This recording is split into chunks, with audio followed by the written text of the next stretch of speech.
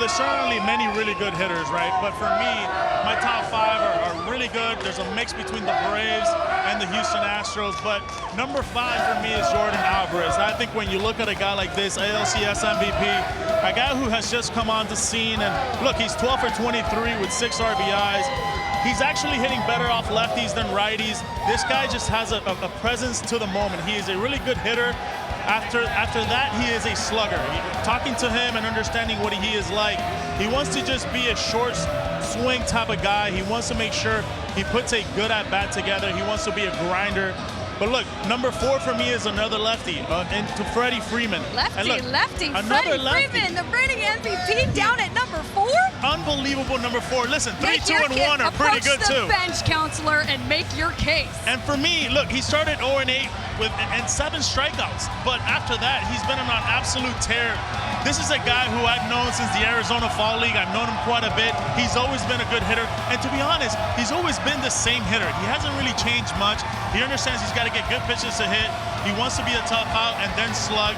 But when he's in a groove like he is right now, he can certainly slug. And number 3, Austin Reilly. And the reason I have him at number 3 is because he's learned from Mr. Number 4 himself. Austin Reilly has been in there since April. He has been very consistent.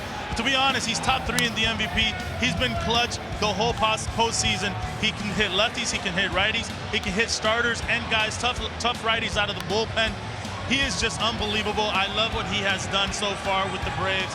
Not only his defensive side has been great, but obviously it really has. His slugging and the way he goes out into his business has been great. And number 2 for me, obviously, is Altuve.